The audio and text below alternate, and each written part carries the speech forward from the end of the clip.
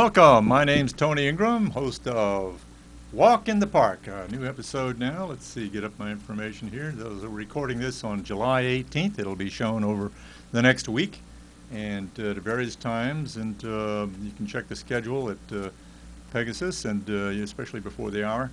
In any case, let's see what we've got on our show today. We got, let's see. Let's go see what we've done in the last week here. I'm going to actually got some interesting things that have come up. Take a look at this park sign. Park signs are very interesting. I worked for the state parks, and I used to make a lot of park signs, mostly what you'd call interpretive signs. But this one is in Africa, and a lake in Africa. I'm not sure where.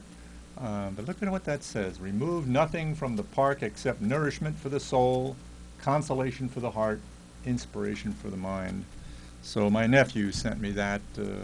He found that, I guess, on the internet or something, but he's actually spent some time in Africa, so he appreciated that. Well, what's been going on lately? Well, this past weekend we had the Dragon Boat Festival in Ithaca over in Cass Park, so gonna see if we can get there. I'll have a video up here for a minute. I'll give us back that African sign while I queue up those. Just a short video I made of that. And it takes a moment. Okay. Let's see what we got going on here. Just stand by a couple of moments. Here we'll go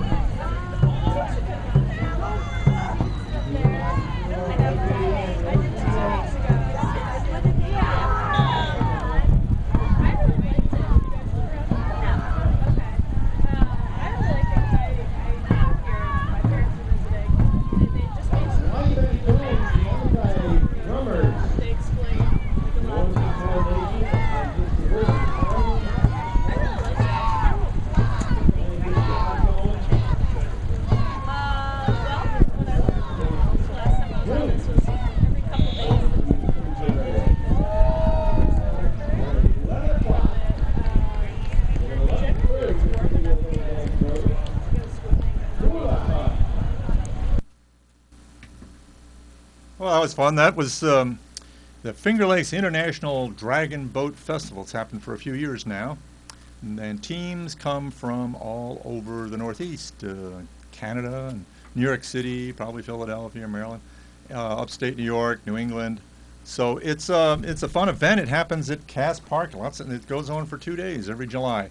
So what is a dragon boat? Well, a dragon boat is actually I had some talked to some Chinese people that set me right on. They said it was a Chinese custom, centuries old. Sorry, I can't remember the exact details of what they said, but it had to do with a high official who drowned in the river.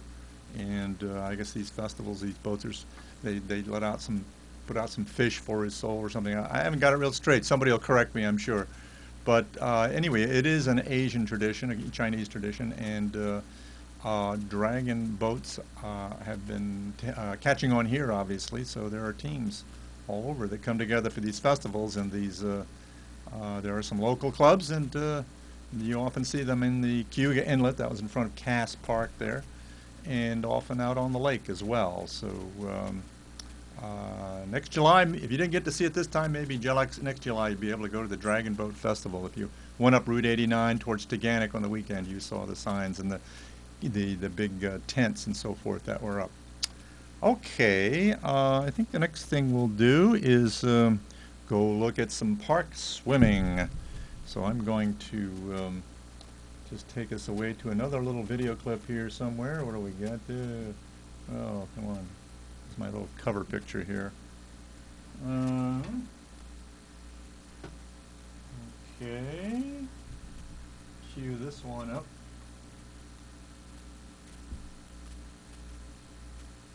Just a moment.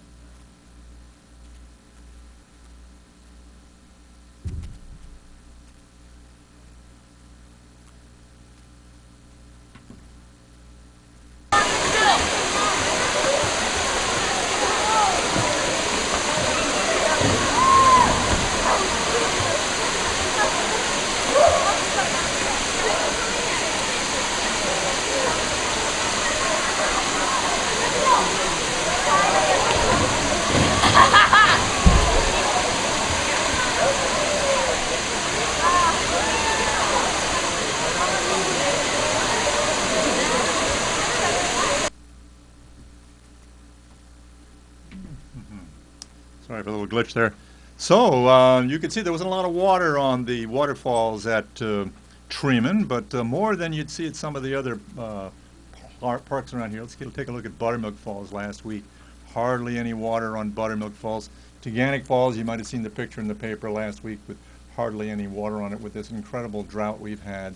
So I may get a chance to talk a little bit more about the drought later, but I thought this time we would go, at this point, we would go over to Seneca Lake, and let's see, I'll put up that screen there, gas-free Seneca, that's sort of an intro to it. We're going to actually go to Smith Park, which is a little town park in the town of Hector on the east shore of Seneca Lake, and it's a lovely place. I've camped there and gone there for the day and so forth.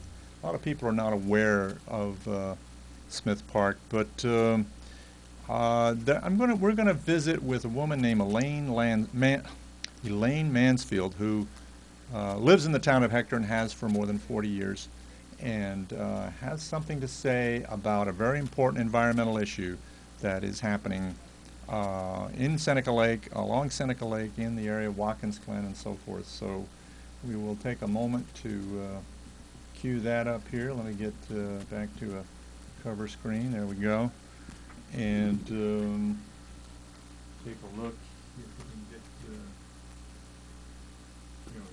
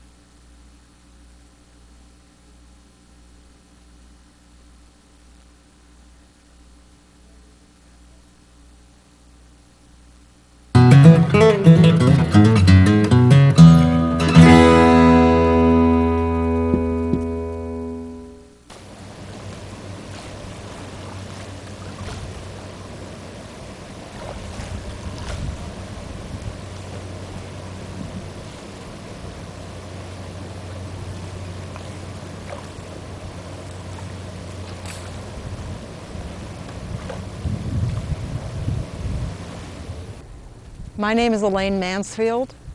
I bought a piece of property, 71 acres of land, overlooking the Seneca Lake Valley with my husband Vic in 1972. The property is 3 miles from Seneca Lake, and we spent a lot of time here with our kids and with ourselves, coming to watch the sunset and being in this environment. I'm a writer. I'm writing a book about my marriage and my loss of that marriage and my life since.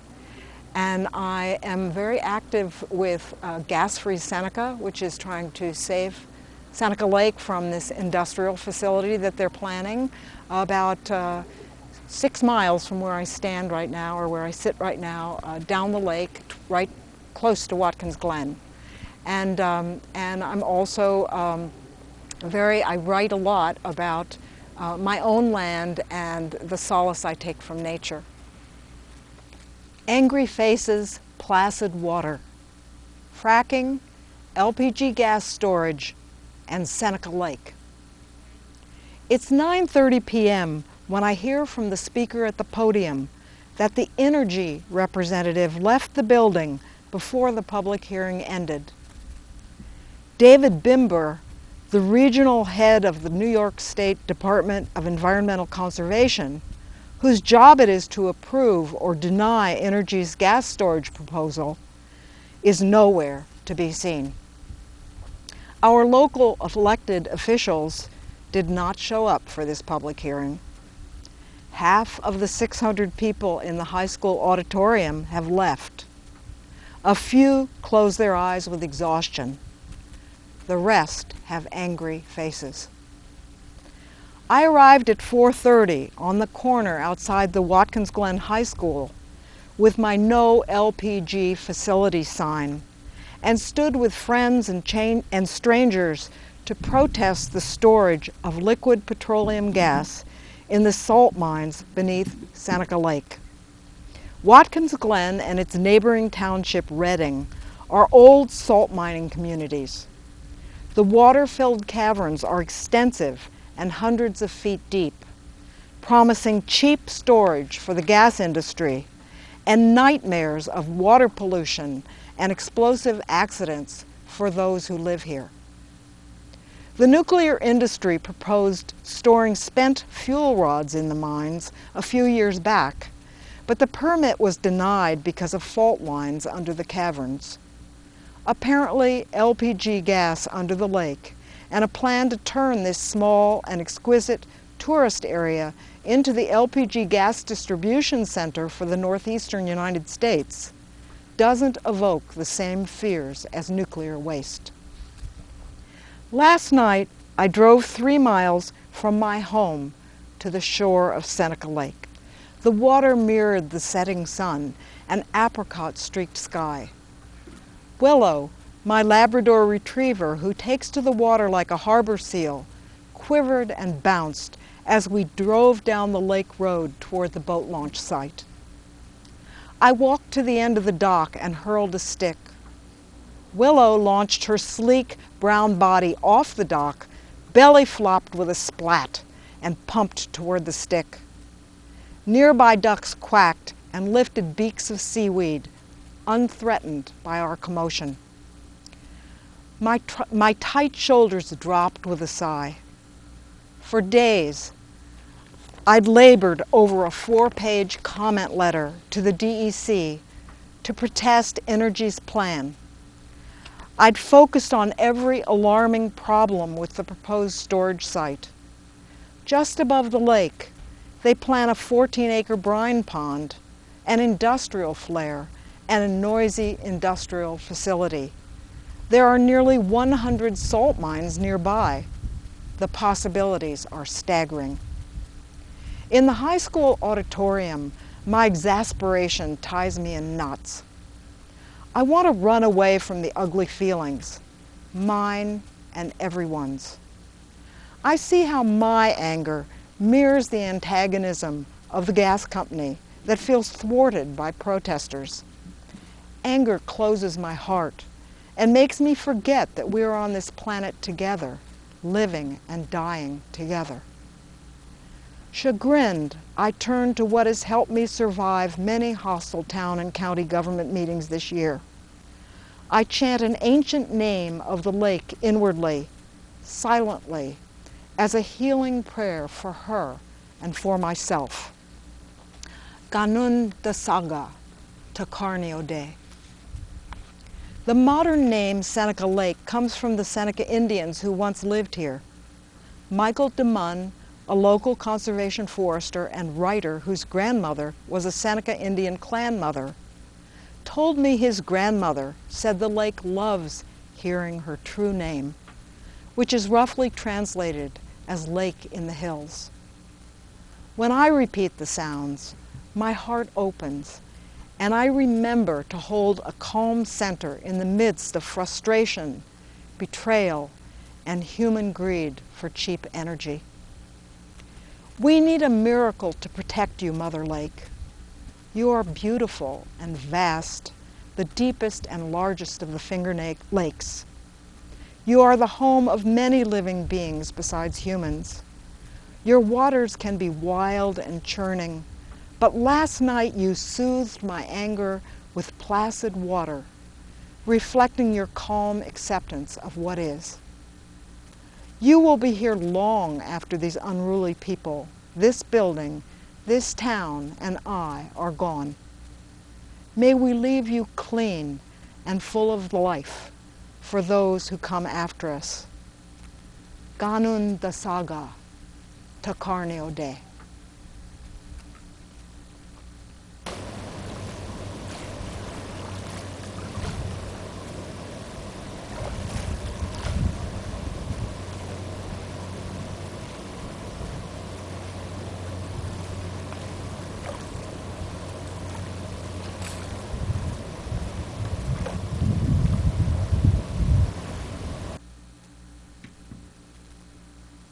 Well, that was a very moving, touching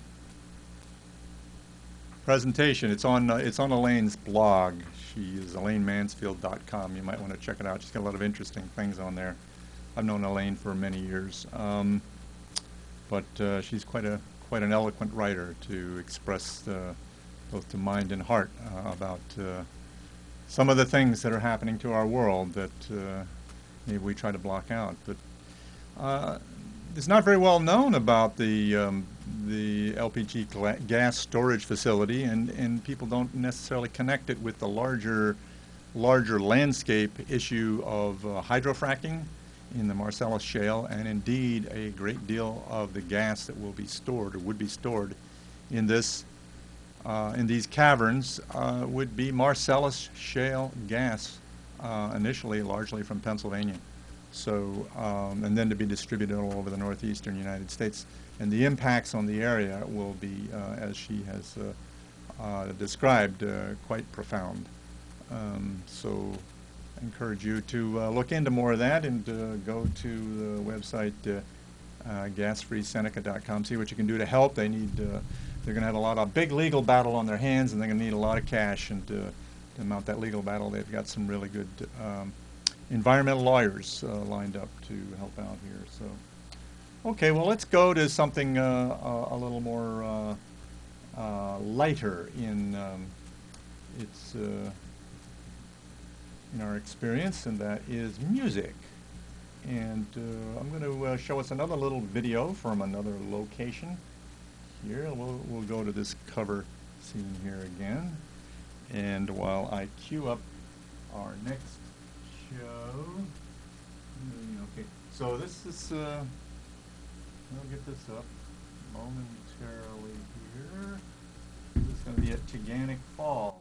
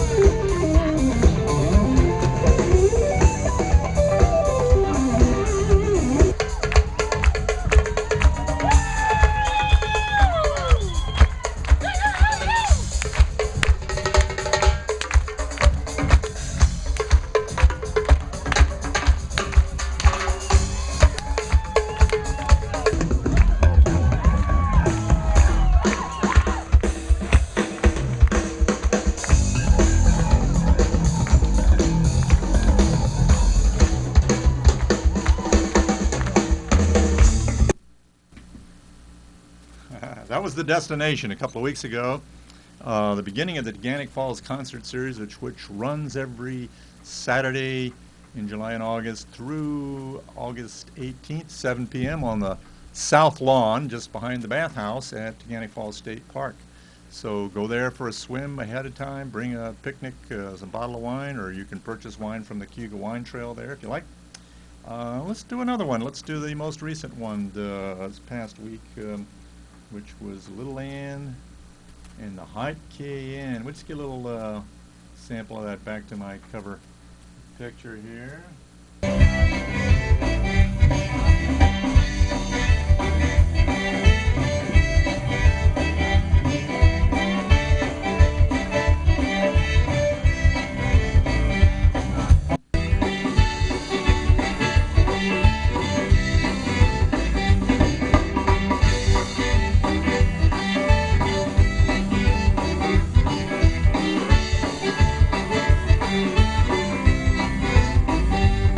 And of course, this is Grassroots Week. Grassroots Festival of Music and Dance at the Trumansburg Fairgrounds begins this Thursday, and that would be what, the 19th, runs through Sunday. And so some of you may be able to make it to that. And lots of music from all over, and really a great event every year. Okay, let's see, where do we go now? Let's see, I'm gonna go, let's go to Virginia. Now, I used to live in Virginia. I originally was born in Virginia, and one of my favorite places is Shenandoah. There's my hat. Shenandoah National Park. Yes, and I actually recently took a trip through a road trip last month, actually in June. Took a road trip to down the Blue Ridge Parkway. I drove down to Afton Mountain, just the southern end of Shenandoah National Park, and I know Shenandoah very well. But I hadn't been down the Blue Ridge Parkway into North Carolina and so forth for a long time, so I hopped on the Blue Ridge Parkway. I'll have a show about that in the future, but on my way back, I went back through the Shenandoah Valley, next to Shenandoah National Park, coming back home. And a lot of people think that the Great Valley of Virginia that goes all the way down to Roanoke and so forth is the Shenandoah Valley, but actually the Shenandoah Valley is just west of the northern Blue Ridge of the Shenandoah National Park, between it and something called Massanutten Mountain. It's not that big a valley compared to the Great Valley of Virginia, which runs for hundreds of miles. But I'm getting off the topic here. What we're going to do is look at some interesting photographs here of, let's see, bring those up. This was a mountain in Shenandoah National Park that I noticed as I'm driving up the highway there. This is not the interstate, this is a two-lane road, and through the Shenandoah Valley, and I noticed all this, well, it looked like smoke, and that's exactly what it is. So that was kind of exciting. There, I got a little farther up and could see this. The mountain was on fire, and now we've heard about the terrible fires out west, particularly Colorado, that's just had devastating fires because of the horrible drought. Well, that's also affecting us here in the east, and as evidenced by this fire in the national park. I didn't get any details on it. I didn't talk to anybody that knew anything about it. I just happened to see it and photograph it. In fact, pulling off the road here, there was a truck that was kind of tailgating me, and he had to do some quick moves in order not to rear end me as I was pulling off the top of this farm road. So you got to watch who's on your tail when you're stopping to take photographs. But that was pretty interesting. So closer to home, of course, where I showed this picture before, looking at our local parks are dry too. We had a little rain the other day, but certainly not enough to make up for the, I don't know, 13, 14 inches of rain short we are this season. Buttermilk Falls with hardly any water in it, and that's not uncommon. But you can still walk up the trail. Of course, you know, the bottom of the trail at Buttermilk is where the steepest, the gorge trail that is, where the steepest portion is. So you can work up a sweat, which you'd love to do in this kind of weather. But very considerately, they have put in this beautiful viewpoint halfway up the falls between what's known the first falls and the second falls. And you can sit in there, and this actually reminds me of some Mayan ruin with a sacrificial altar in it, or an Inca sundial or something like that. But very beautiful stonework done there. And this is looking from this overlook over the first falls. You can see hardly any water going over it, to the valley below.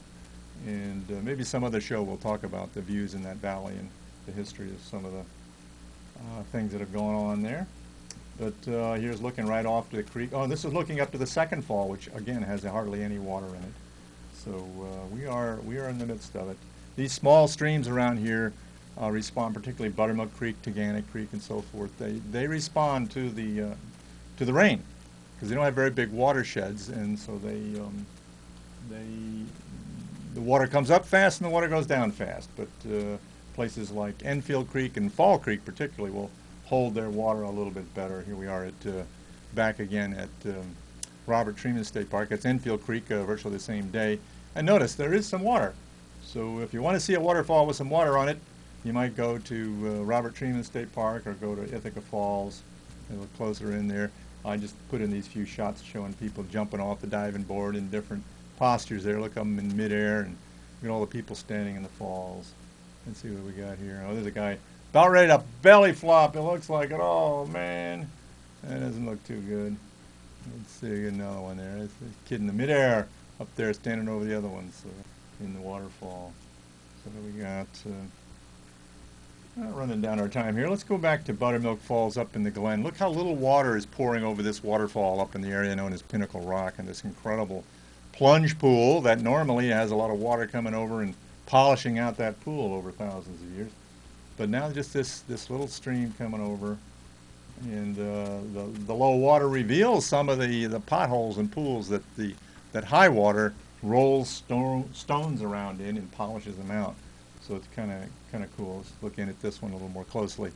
You can see down into its depths. It's really not that deep, but there are probably some stones down there that get rolled around and slowly polish the rock away. And then the lack of water also reveals some interesting contours on the rock that the water would flow over during wetter times. And then let's take a look at this one here. This is a little bit farther up, almost to the upper park, along Buttermilk Creek. Again, not much water. But look at those trees that have fallen over. Those trees have been undermined by floods and have fallen into the stream. So you can see the water does get a lot higher, and so that's kind of neat. So we're running down here. I'm just going to show another picture here of a vulture I saw over Buttermilk Falls, over Owl Gorge in particular. A vulture. Another. Let's see, more shots of it. So we do have vultures here, and this vulture. I saw the vulture, but I heard a raven croaking. So I think I think I saw the raven going to peck at the vulture to get him away from its nest.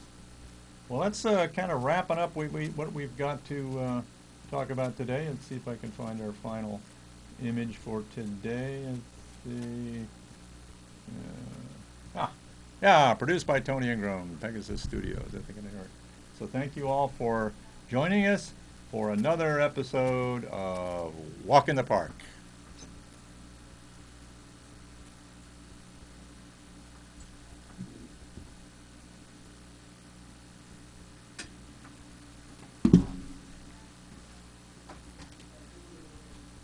Okay, I'm done, Lauren. All right.